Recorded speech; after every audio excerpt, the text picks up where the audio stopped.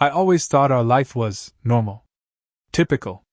We'd been married for almost 15 years, and like everyone else, we had our ups and downs. Sarah was dedicated to her job, working 12-hour shifts at the hospital. It made sense, the overtime, the odd hours. I never questioned it. She was supporting our family, after all. She made significantly more than I did, and while I worked from home, taking care of the kids and doing most of the housework, I never felt like less of a husband. We were a team. At least, that's what I told myself. It's funny. You think you know someone inside and out, but now I wonder if I ever really knew her at all. It wasn't until a small change in her behavior began to gnaw at me that I realized how fragile everything was. It started with her phone, which was always buzzing with notifications. At first, I didn't think much of it. Sarah had friends at work, people she chatted with about the stressful days at the hospital. But she became more secretive about it, always tilting the screen away from me when a message came through. Then there were the late nights out. She said she was decompressing with colleagues, grabbing drinks after those long shifts. But I couldn't help but notice that her clothes seemed a bit too carefully chosen for a casual night out. The subtle scent of perfume, not the kind you wear for a quick drink, but the kind you wear for someone special. I didn't say anything, though. I didn't want to be that husband, the one who constantly interrogates his wife about where she's been. One night, she came home later than usual, stumbling through the door at 2 a.m. I tried to sleep, but my mind wouldn't stop racing. Why wasn't she here? Who was she with? Was I going crazy for feeling suspicious? I decided to push my thoughts aside. Sarah worked hard for us. She deserved her time to unwind, didn't she? But then I noticed the bank statements. We had separate accounts, something that had never bothered me before, but the withdrawals from hers seemed off. Sarah made good money, but she was burning through it faster than I thought possible. Each time I asked about it, she'd brush me off with some vague excuse about paying off credit cards or handling work expenses. I didn't push. I trusted her. Until one day, I found myself sitting in front of the computer, staring at our joint credit card statement. My hand hovered over the mouse as I clicked through, scanning each charge. One transaction caught my eye. A hotel. Not in our city, but one a few hours away. The date matched a weekend she claimed she was working. My heart pounded in my chest, and my breath felt shallow. I tried to tell myself it could be an innocent mistake, maybe a conference I forgot about. But deep down, I knew better. The more I dug, the more patterns emerged: late-night dinners, gifts, hotels. It was as if a switch flipped inside me, and I couldn't ignore it anymore. I needed answers. That weekend I decided to surprise her. The kids were with my parents, and I had made reservations for dinner, a nice romantic gesture. Maybe it would rekindle something. Maybe I could make sense of the distance that had grown between us. I left early in the morning, dropping the kids off and returning home by lunchtime. As I pulled into the driveway, I noticed an unfamiliar car parked on the street. A black sedan, sleek and polished. My stomach turned. I parked a few houses down, wanting to surprise her. But the surprise was mine. As I crept through the front door, I heard voices upstairs. A man's voice. I froze, my heart thudding in my ears, my body cold and paralyzed. There was no mistaking it now. My worst fear was playing out in real time. Every doubt, every moment of suspicion I'd buried deep inside me, came rushing to the surface. I climbed the stairs slowly, trying to silence the voice in my head that told me to turn back, to leave before I saw something I could never unsee. But I couldn't. I had to know. The bedroom door was ajar, and there they were, Sarah, and some guy I'd never seen before, tangled together like they were the only two people in the world. They didn't even notice me, too wrapped up in each other to care. My mind went blank, and for a second, I thought I might be dreaming. But it was real. Every single detail was seared into my brain. The way she looked at him, the way she touched him, like he was the center of her universe. I backed away, quietly slipping out of the house and into my car. I sat there for what felt like hours, trying to process what I'd just seen. My body shook uncontrollably, tears streaming down my face. How could she do this? How could she betray me like that? The worst part wasn't even the act itself. It was the realization that this had been going on for months, maybe longer. That every time she smiled at me, every time she said, "I love you," she was lying. I wanted to confront her, to scream and demand answers, but I didn't have the strength. Instead, I waited. I waited until she came home, acting like nothing was wrong, like everything was normal. I couldn't bring myself to tell her that I knew. Not yet. But deep down, I knew everything had changed. Our marriage was over. I just didn't know it yet. Pretending everything was fine, that was the hardest part. I sat at the dinner table with her, shared meals, laughed at jokes that didn't feel funny anymore. Every moment was a lie. Sarah, oblivious to my inner torment, carried on as though we were still the perfect couple. She smiled, kissed me goodnight, and even asked how my day was. But every interaction felt rehearsed, like she was playing a role she wasn't invested in anymore. I spent days going through the motions, my mind spiraling in a whirlwind of questions I couldn't answer. Why him? Why now? Did she ever love me, or had it all been a lie from the start? The more I dwelled on it, the more suffocating it became. Every time she left for work, I found myself wondering if she was really working or meeting him. But then came the moment I realized just how deep this betrayal went. One evening, Sarah came home later than usual. She had that same excuse, something about an extra long shift at the hospital. I was sitting on the couch, staring blankly at the TV, barely paying attention to whatever was on. She walked in, kissed me on the cheek, and headed upstairs to shower. Everything seemed normal. But that's when I saw it. Her purse. It was sitting on the kitchen counter, unzipped and slightly open, just enough for me to see the corner of something tucked inside. A box. I stood there for what felt like an eternity, debating whether or not to open it. I knew I shouldn't, that whatever I found would only make things worse. But I couldn't help myself. My hands moved on their own as I reached in and pulled out the box. It was an expensive-looking watch, not for me, though. No, this was a men's watch. One that she clearly hadn't bought for me. My stomach churned as I examined it, noticing the engraving on the back. To Jacob. Forever yours. Jacob. I didn't know who Jacob was, but I knew exactly what this meant. This wasn't just an affair. It wasn't a fling. She was in love with him. The realization hit me like a truck. Every time I thought I'd reached the bottom of the pit, I found another level of pain waiting to swallow me whole. I placed the watch back into her purse, trying to steady my hands, my breathing. I couldn't let her see how much this was destroying me. Not yet. I needed time to figure out what to do. But the anger, the rage was bubbling beneath the surface, barely contained. When she came downstairs after her shower, she smiled at me like nothing had happened, like she hadn't just confirmed my worst fear with a simple, careless oversight. I nodded, forcing a smile, but my mind was miles away, already planning my next move. That night, after she went to bed, I sat in the kitchen and did something I hadn't done in years. I called my brother Matt. He was the only person I trusted enough to talk to, and even then, it took everything in me to actually dial his number. "Hey man, what's up?" "It's been a while," he answered, his voice light and unsuspecting. I tried to speak, but the words caught in my throat. I wasn't ready to admit out loud what was happening. Admitting it would make it real. "Everything all right?" he asked, his tone shifting when I didn't respond right away. I think Sarah's cheating on me," I finally managed to choke out. There was a long pause on the other end of the line. I could hear Matt's breath catch as he tried to process what I had just said.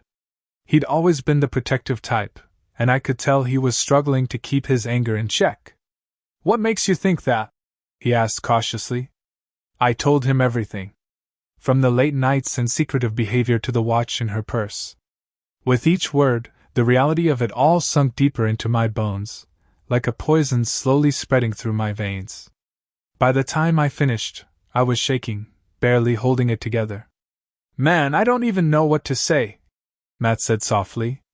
This is messed up. You need to talk to her. You can't keep living like this. I knew he was right. But what could I say? How could I confront her without completely losing it? I didn't want to be the guy who begged for answers or forgiveness. I didn't want to give her the satisfaction of knowing how badly she'd hurt me. But I also didn't want to keep living this lie. After I hung up with Matt, I sat there in the dark, trying to come up with a plan. I had 2 kids to think about. If I confronted her, if I demanded answers, what would that mean for them? Could I keep this hidden until I figured out how to handle it? The next day, Sarah seemed distant. She was distracted, checking her phone constantly and texting someone. My stomach twisted every time I saw her glance at the screen. She barely spoke to me, her mind clearly elsewhere. And that's when it hit me, she was planning something. Maybe another meeting with Jacob. That night, after the kids went to bed, she sat on the couch next to me, scrolling through her phone. The air between us was thick with unspoken words, and I couldn't take it anymore. Sarah, I started, my voice hoarse. Can we talk? She glanced up, startled by the seriousness in my tone. Yeah, sure. What's up?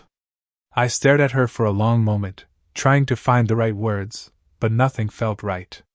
How do you ask your wife if she's in love with someone else? How do you confront the person who has shattered your entire world without falling apart in the process? I've noticed things changes. You've been distant, working more. I stopped, my heart racing. Is there someone else? Her reaction was immediate, defensive. What? No, of course not. What are you talking about? I studied her face, looking for any sign of guilt, any crack in the facade she was putting on. But she was good. Too good. There was no hesitation, no flicker of doubt. She was a master at this, I realized. She'd been lying to me for God knows how long, and she was so convincing, I almost believed her. Almost. Then why do you seem so different? I pressed. Why are you always working late? Why are you spending so much money? Her eyes narrowed, and I could see the frustration building. You know my job is demanding. I've told you 1,000,000 times that the hospital is understaffed. And the money? I've been handling bills, paying off things. Do you really think I'm hiding something from you? I wanted to scream yes. I wanted to tell her about the watch, about how I knew she was seeing someone else. But I couldn't. Not yet. I had to keep my cards close to my chest, at least until I could figure out how to handle this. I couldn't let her know that I knew, not until I had proof that would blow her web of lies apart. I swallowed my anger and nodded, forcing myself to back down. I don't know. It feels like we're not connected anymore. She sighed, her shoulders slumping. I know things have been tough lately, but we'll get through it. You've just got to trust me. Trust. That word felt like a knife to the gut. I had trusted her. For years. But now, that trust was gone, shattered into 1,000,000 pieces that I couldn't put back together. As I lay in bed that night, next to a woman I no longer recognized, I realized that this was just the beginning. The confrontation was coming, and there was no way to avoid it. I could only hope that when the truth finally came out, I'd be strong enough to face it. After that conversation, I couldn't shake the feeling that something was about to unravel. Sarah seemed more on edge, like she was aware that I suspected something, but she continued to act as if everything was fine. It was a delicate dance, her pretending nothing was wrong, and me pretending I didn't know. Each day felt heavier, the silence between us louder. I knew I couldn't keep this up forever. I had to get proof, something undeniable, so that when the moment came to confront her, there would be no way for her to lie her way out of it. The watch had been the first crack, but I needed more. One Friday afternoon, Sarah told me she was going to be working late again. Same story, different day. But this time, I decided to follow her. I felt ridiculous, like some paranoid husband out of a bad movie, but I couldn't stand not knowing anymore. I had to see for myself. After she left the house, I waited about 10 minutes before heading out. I knew where she was supposed to be, or at least where she claimed to be, the hospital. But instead of heading toward the hospital, her car veered in the opposite direction, toward the outskirts of town. My chest tightened as I followed from a distance, praying she didn't notice me. She drove for about 30 minutes before pulling into the parking lot of a small, upscale restaurant. I parked across the street, my heart pounding in my chest. I felt sick, but I couldn't stop now. Not after everything. I watched as she got out of the car, smoothed her dress, and walked inside.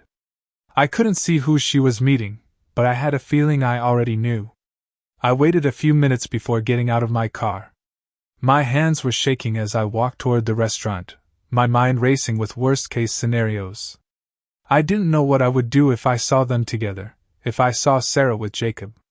The thought of them laughing, sharing a meal, touching each other in ways that were supposed to be reserved for us, it made me want to throw up. When I walked into the restaurant, I spotted them immediately. Sarah was sitting at a small table by the window, across from a tall man with dark hair. I couldn't make out much else from where I stood, but I knew it was him. Jacob. The man who had stolen my wife. I felt like I was underwater, everything around me moving in slow motion. I stood there for what felt like hours, just watching them. She was laughing, smiling, the kind of smile she hadn't given me in months. The kind of smile that used to be mine. I couldn't do it. I couldn't walk over there, couldn't confront them. I wasn't ready for the fallout, for the mess that would come after. So I turned around and walked out of the restaurant, my legs weak, my body trembling. I sat in my car for a long time, staring at nothing, trying to process what I'd just seen. Eventually, I started driving, but I didn't go home. I couldn't. Not yet. Instead, I ended up at Matt's place, my hands gripping the steering wheel so tightly my knuckles were white. When he opened the door, he took one look at me and knew something was wrong. "What happened?" he asked, his voice low, concerned. I couldn't speak for a moment. I just stood there, trying to swallow the lump in my throat. "I followed her," I finally said, my voice barely above a whisper. She's with him right now." Matt's face hardened, his jaw clenched. "What did you see?" "They were at a restaurant together. I couldn't go inside. I couldn't face them." Matt stepped aside and motioned for me to come in. I sat on the couch, feeling completely drained, like I had nothing left to give. He handed me a beer, and for a few minutes, we just sat there in silence. I didn't even want to drink it. I just stared at the bottle, turning it over in my hands, trying to make sense of the mess that had become my life. "You can't keep this up," Matt finally said. "You're going to have to confront her at some point. This is eating you alive." "I know," I muttered. I don't know how." "You have proof now. You know she's lying to you. What more do you need?" I thought about the watch, about the way she looked at Jacob in that restaurant. Maybe I didn't need more. Maybe that was enough. But there was still a part of me that wanted to believe this wasn't real, that there was some kind of explanation that could make this all go away. But deep down, I knew that wasn't possible. The woman I thought I knew, the life we had built together, it was gone. And no amount of denial would bring it back. That night I drove home, but I didn't go inside right away. I sat in the driveway, staring at the front door, trying to gather the strength to walk inside. The kids were already asleep, and the house was quiet, almost peaceful. But I knew the moment I stepped through that door, everything would change. I would have to face Sarah, and I wasn't sure I was ready for that. When I finally walked in, Sarah was sitting on the couch, her phone in her hand, texting someone. She looked up when she heard me, her eyes widening slightly. "You're home late," she said, her voice light, casual, like nothing was wrong. I stared at her, trying to find the words, trying to summon the anger, the hurt, the betrayal. But all I felt was exhaustion. I was so tired of pretending, so tired of carrying this weight alone. "Yeah," I muttered, kicking off my shoes. "Long day." I walked past her and headed upstairs, my heart pounding in my chest. I couldn't do it tonight. I couldn't confront her yet. Not like this. I needed time to think, time to plan. But I knew it was coming. I could feel it in my bones. As I lay in bed that night, staring at the ceiling, I realized that the worst part of all of this wasn't the betrayal itself. It was the fact that I had no idea who Sarah really was anymore. The woman I had fallen in love with, the woman I had built a life with, she was a stranger to me now. And there was no going back. The next day, I went through the motions again. Sarah left for work, the kids went off to school, and I found myself sitting in front of my computer, staring at the blank screen. I couldn't focus on anything. My mind kept drifting back to that restaurant, to the way Sarah had smiled at Jacob. I knew what I had to do. I had to confront her. I had to get the truth out of her, no matter how much it hurt. That evening, after the kids were in bed, I finally gathered the courage. Sarah was in the kitchen, making tea, when I walked in. I stood there for a moment, watching her, trying to reconcile the woman I saw in front of me with the woman I had seen the day before. "Sarah," I said, my voice steady but tense. She turned around, her smile fading when she saw the look on my face. "What is it?" she asked, setting the kettle down. I took a deep breath, my hands trembling. This was it. There was no turning back now. "Who's Jacob?" Her face went pale, her eyes widening in shock.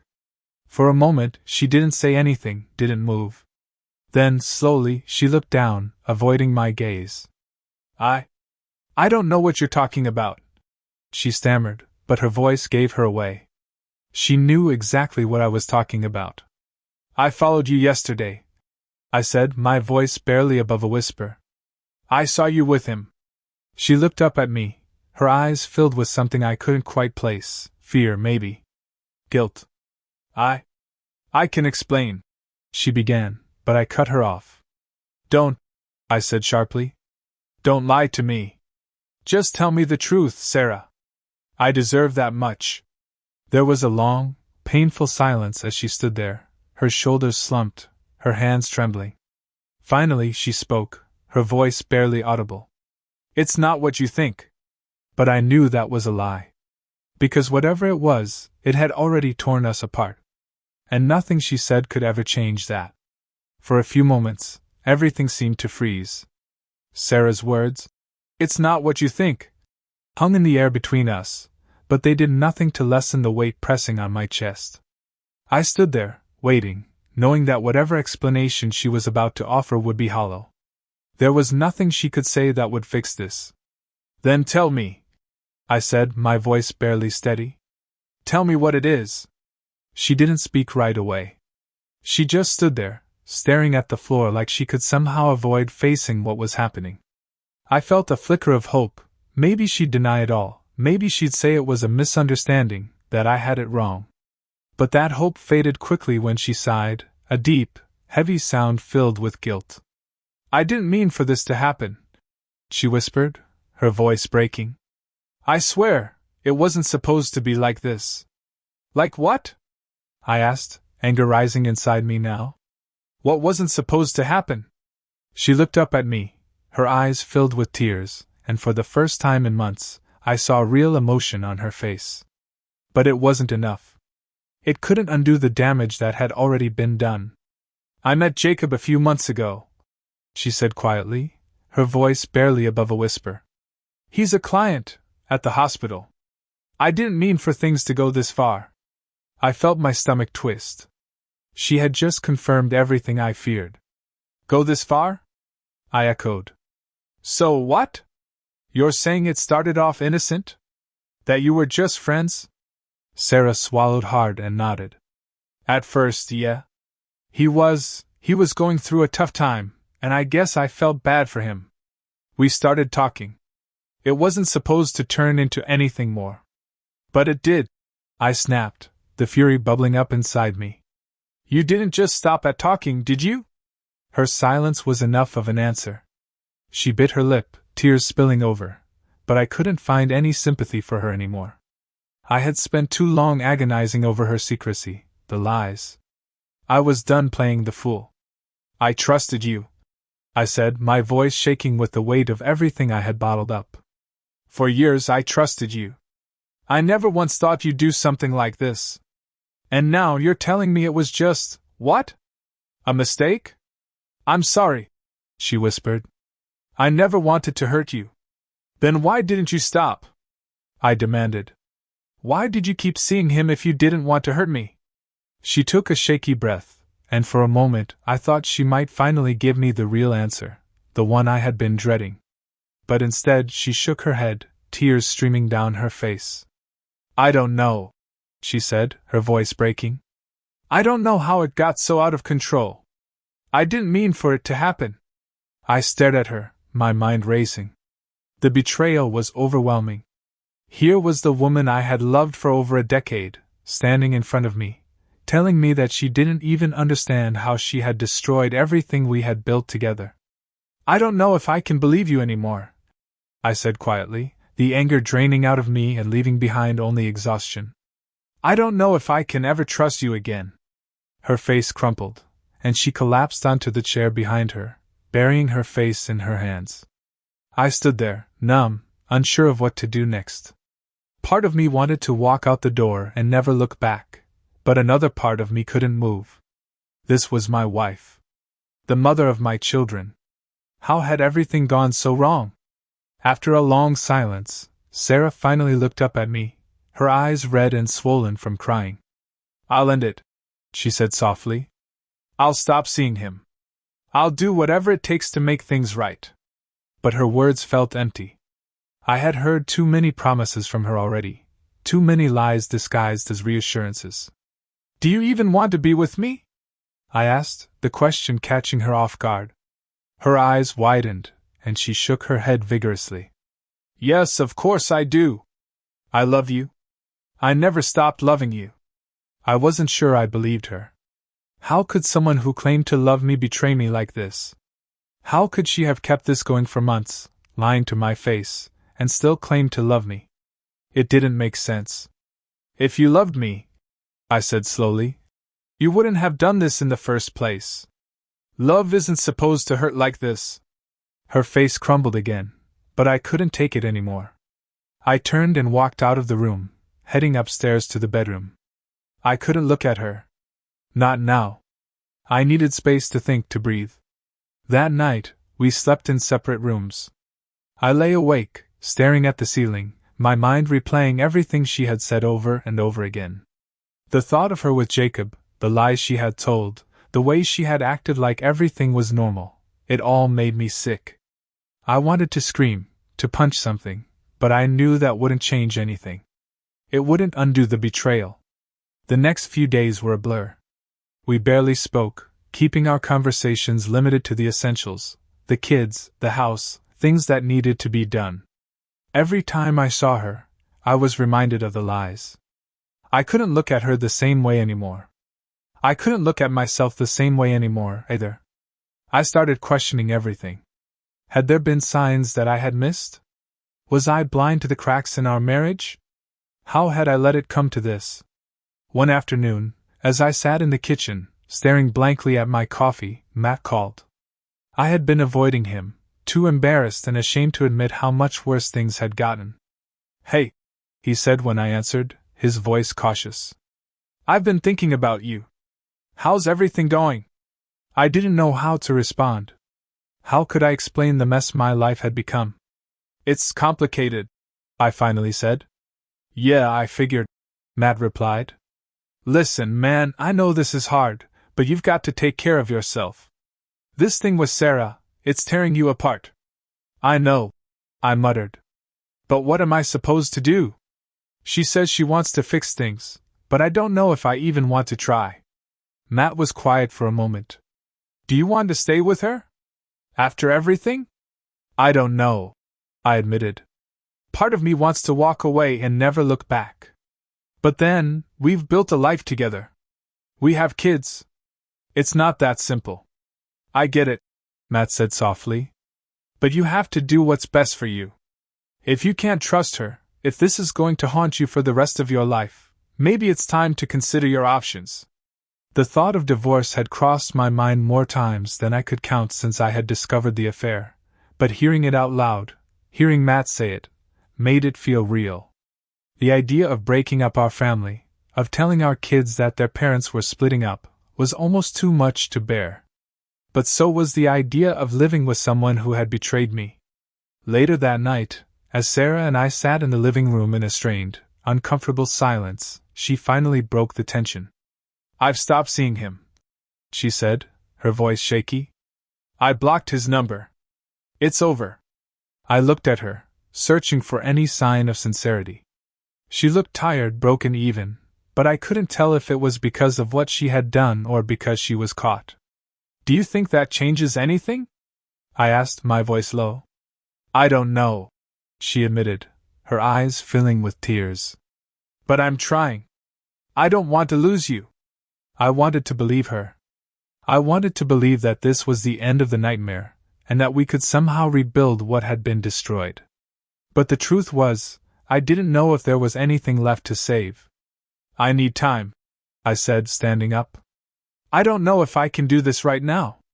As I walked out of the room, I felt the weight of the decision pressing down on me. Could I forgive her? Could I ever trust her again? And more importantly, did I even want to try? Days turned into weeks, and the distance between Sarah and me grew wider. We were living in the same house, but it felt like we were miles apart. Every interaction was filled with tension, every conversation weighed down by the unspoken truth that lingered between us. I had asked for time, but even with time, the wound from her betrayal remained as raw as ever. I wasn't ready to forgive her, but I wasn't ready to walk away either. It was the worst kind of limbo, one where either of us could move forward, and neither of us could go back. Sarah tried. I could see it. She stopped working late, started coming home at reasonable hours, and even began to act more involved with the kids. She wanted to show me that she was serious about fixing things, but I wasn't convinced. I couldn't stop replaying her lies in my head, couldn't stop thinking about how easily she had deceived me. One evening, as I sat alone in the living room after putting the kids to bed, Sarah came downstairs. She looked hesitant, like she wasn't sure if she should speak or just walk away. Eventually, she made her way to the couch and sat down beside me, leaving a noticeable gap between us. "We need to talk," she said softly. I didn't respond right away. I was tired of talking. We had done enough talking. What was left to say? "I know you're still angry," she continued when I didn't respond. "And you have every right to be. I hurt you, and I don't expect you to just forgive me. But I need to know, do we have a chance?" I felt my heart tighten at her words. A chance? How could she ask that after everything? How could she expect me to answer when I didn't even know the answer myself? "I don't know, Sarah," I said quietly, my voice heavy with frustration. "I don't know if there's anything left between us."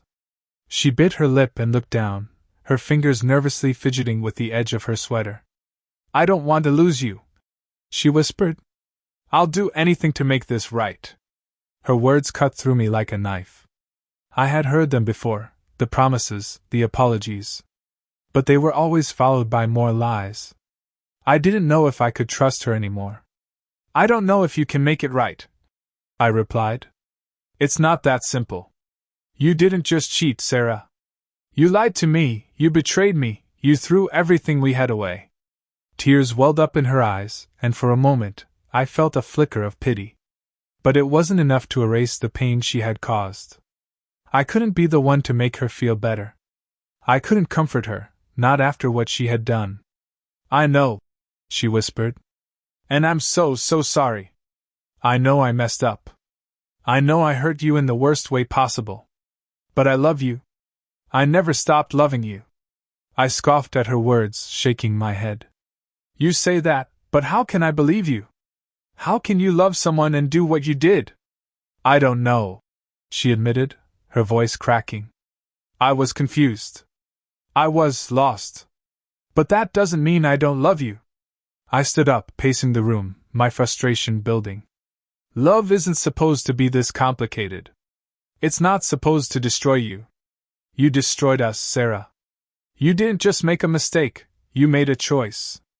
A choice to hurt me, to hurt our family. She didn't argue. She just sat there, her shoulders slumped, her face streaked with tears. For the first time in a long time, she looked defeated.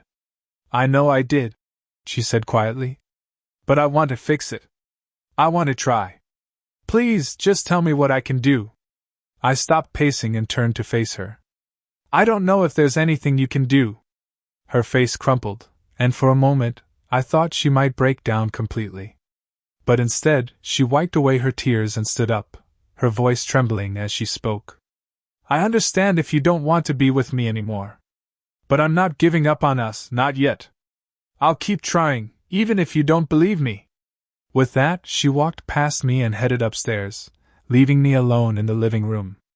I stood there, staring after her, unsure of what to do next. Part of me wanted to follow her, to hold her and tell her we'd find a way through this. But another part of me, the bigger part, knew that I wasn't ready to forgive her. Maybe I never would be. The next morning, I woke up to the sound of my phone buzzing on the nightstand. It was Matt. I hadn't spoken to him in a few days, and I knew he was probably worried about me. Hey, I said, my voice groggy from sleep. Hey, man. How are you holding up? Matt's voice was filled with concern, and I could picture him sitting at his kitchen table, coffee in hand, waiting for my response. I don't know, I admitted. It's been rough. Have you made any decisions? He asked cautiously. No. Sarah says she wants to fix things, but I don't know if I can believe her. Matt was silent for a moment, and I could hear him take a deep breath on the other end of the line. Look, I know this is probably the hardest thing you've ever been through, but you need to think about what's best for you. If you can't trust her, you need to ask yourself if you can really stay in this marriage. I know, I muttered. But it's not that easy. We have kids. A life. It's not just about me. I get that, Matt replied. But if you stay and things don't get better, what kind of life will you be living? What kind of example will you be setting for the kids? You don't deserve to be miserable, and they don't deserve to grow up in a home filled with resentment. His words hit me hard. I had been so focused on the immediate pain, on the betrayal, that I hadn't thought about the long-term impact this would have on the kids. If Sarah and I stayed together, would our home be a place filled with anger and mistrust? Would my kids grow up thinking that love was something that could be so easily broken? I know you're right, I said, my voice heavy with resignation. I don't know if I'm ready to make that call. And that's okay, Matt said gently. You don't have to decide right now. Just take your time. But don't stay just because it's easier. You deserve better than that. I nodded, even though he couldn't see me. Thanks, Matt. I appreciate it. Anytime, man. You know I'm here for you. After we hung up, I sat there in bed, staring at the ceiling, Matt's words echoing in my head. You deserve better. But did I? For so long, I had accepted this life, this marriage, without questioning whether it was what I truly wanted. I had built my identity around being a husband and father, but now that foundation had crumbled. And I didn't know who I was without it. That evening, after the kids were asleep, Sarah approached me again. This time, there was no nervousness in her eyes, only a quiet determination. I've been thinking, she said, sitting down across from me at the kitchen table. Maybe we should try counseling. Together. I stared at her, unsure of how to respond. Counseling? It was something I had thought about, but the idea of sitting in a room and rehashing everything in front of a stranger felt daunting. I don't know, I said slowly. Do you really think that would help? I think it's worth a try, she said softly. If you're willing. For a moment, I considered it. Maybe counseling would give me some clarity. Maybe it would help me figure out if there was anything left to save. But then I thought about the months of lies, the affair, the way she had broken my trust so completely. Could counseling fix something that was already shattered?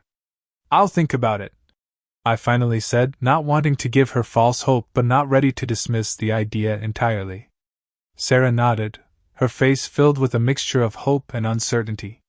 That's all I'm asking. As she stood up to leave the room, I realized that this wasn't just about her anymore. It was about me, what I wanted, what I needed. And for the first time in a long time, I had to start putting myself first. Because no matter how much Sarah wanted to fix things, no matter how many times she apologized, the truth was that some things couldn't be undone. And I didn't know if I had it in me to forgive her, or if I even wanted to. The days after Sarah's suggestion of counseling were filled with a strange sense of anticipation.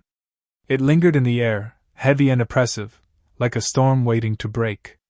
I told her I'd think about counseling, and I had. But the more I thought about it, the more confused I became. What would counseling even do? Could it really fix what was broken? Could it make me forget the months of lies, the deception, the betrayal? I wasn't sure if talking about it would heal anything, or if it would just open wounds even deeper. Sarah was giving me space, I could tell. She'd stopped asking how I felt, stopped pressing me for answers. Instead, she spent her days going through the motions, just like I was. She smiled at the kids, made their lunches, drove them to school. From the outside, we probably looked like a normal family. But on the inside, everything was falling apart. The facade was paper thin. One evening, a couple of weeks after the counseling conversation, I came home from picking up the kids to find Sarah sitting at the kitchen table, her laptop open. She didn't hear me come in, and when I walked closer, I saw she was on a bank statement. Her expression was focused, her eyes darting from one transaction to another. "Hey," I said, my voice breaking the silence. She jumped, startled, and quickly closed the laptop. I felt a surge of suspicion rise inside me. Why had she reacted like that? "Sorry, I didn't hear you come in," she said, her voice too casual. "I was just going over some bills." My eyes lingered on the closed laptop. "Bills?" "Yeah, just trying to figure out how much we're spending." She tried to smile, but it didn't reach her eyes. It didn't make sense. Why was she being so secretive about something as routine as bills? I thought back to the early days of discovering her affair, to the moments when I had noticed the strange spending patterns, the unexplained charges. A sinking feeling settled in my stomach. Without thinking, I walked over and opened the laptop. Sarah made a small noise of protest but didn't stop me. On the screen, a bank statement was displayed, just like she'd said. But it wasn't the bills that caught my eye. It was something else, several large withdrawals. Withdrawals that had been happening regularly for the past few months, even after she had promised to end things with Jacob. "What's this?" I asked, my voice low and tight. Sarah stood up quickly, moving toward me as if to block the screen. "It's nothing, really. I've just been handling a few things." "Handling a few things?" I repeated, my frustration bubbling up. "What things? We've barely talked about finances in weeks, and now I'm finding out you've been making big withdrawals?" Her face paled, and she took a deep breath, clearly trying to keep her composure. "I didn't want to bother you with it. I've been using the money to help with some expenses. Things for the house." I stared at her, trying to figure out if she was telling the truth. But something felt off. It wasn't just the money. It was the secrecy, the way she had hidden this from me. After everything we'd been through, after she promised transparency, this felt like another lie. "Sarah, if there's something you're not telling me, now's the time to come clean," I said, my voice firmer now. Her eyes darted to the floor, and she was silent for what felt like an eternity. I could feel the tension growing between us, thickening the air. Finally, she spoke, her voice barely a whisper. "I had to pay Jacob back." My entire body went cold. "What?" "I owed him money," she said, her voice shaky. He helped me out financially when things were tight.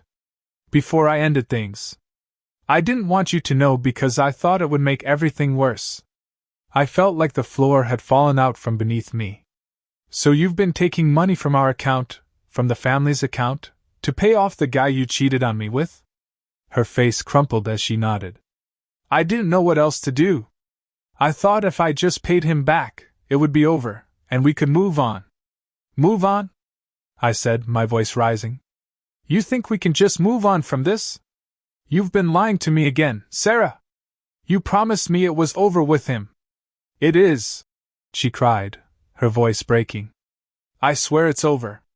I haven't seen him, I haven't spoken to him. I just needed to clean up this one last thing, and then we could move forward. I couldn't believe what I was hearing. I felt like a fool, like I had been played yet again. I had given her time, space to prove herself, and she had used that time to continue deceiving me. Do you think I'm an idiot? I asked, my anger finally spilling over. Do you think you can just keep lying to me, and I'll take it?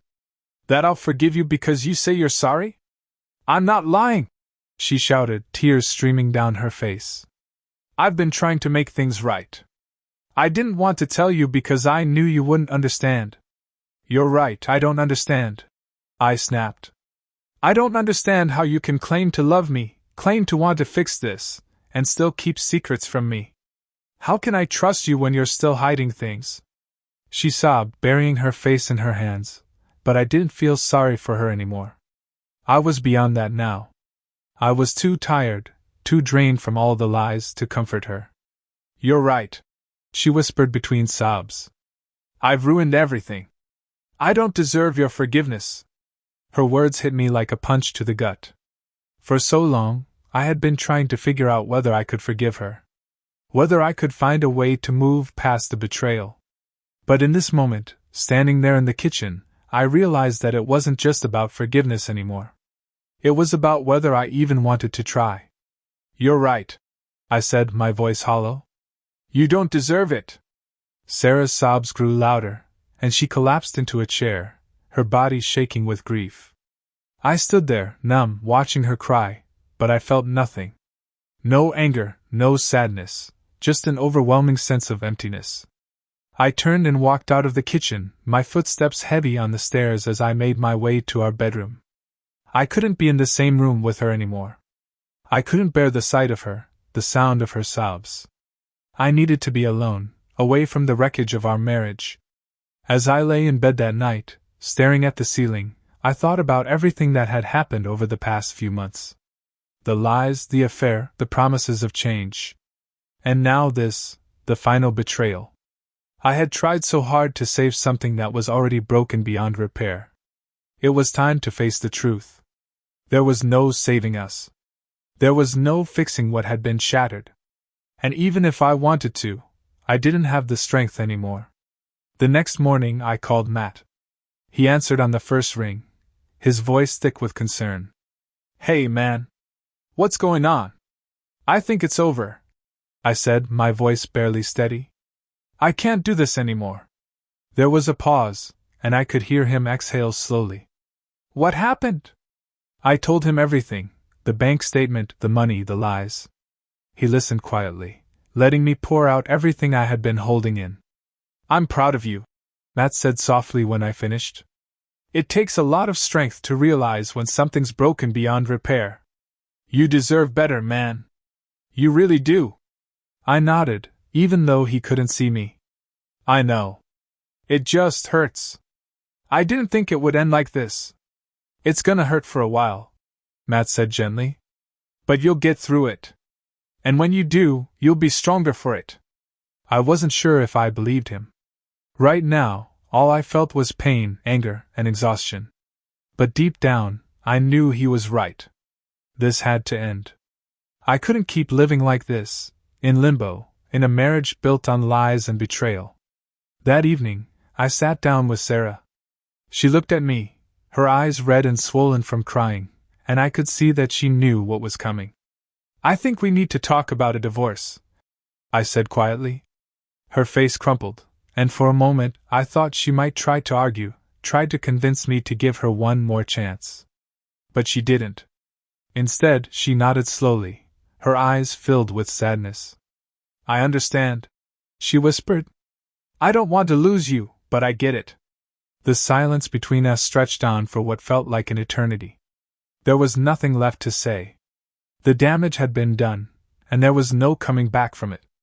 And as I sat there, staring at the woman I had once loved more than anything, I realized that this was the end. The end of us. The end of everything we had built together. But maybe, just maybe, it was also the beginning of something new. The beginning of me learning how to live again, without her. The days after I told Sarah we needed to talk about divorce felt different, like the weight of everything had shifted. There was no more pretending. No more hoping that maybe we could find a way to fix the damage that had been done. I had finally spoken the words we'd both been avoiding, and now, there was no going back. The house felt quieter than usual, filled with the kind of silence that lingers after something breaks. Sarah and I barely spoke, only communicating when necessary, about the kids, the logistics of moving forward, and how to split our lives in two. It was as though the realization of what we had lost had settled in for both of us. There were no more promises of making things right, no more desperate attempts to rebuild what had been shattered. Just acceptance. One evening, not long after that conversation, I was sitting alone in the living room, staring at the stack of legal documents in front of me. The reality of divorce was no longer something looming in the distance. It was here, laid out in black and white on the pages in front of me. It all felt so formal, so final. But this was the path we had chosen, the only path that made sense. The kids still hadn't fully grasped what was happening.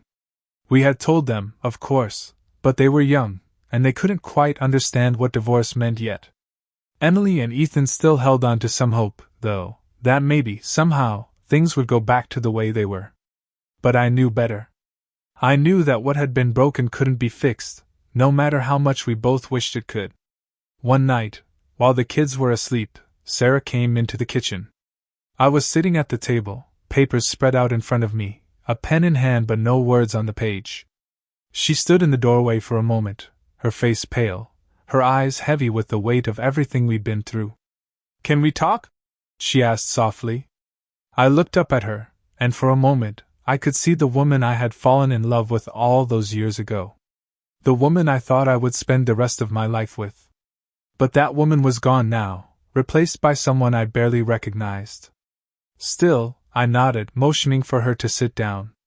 She pulled out a chair across from me, the space between us feeling like a chasm. For a long time, neither of us said anything. The air was thick with the words we'd never spoken, the ones that were too painful to acknowledge.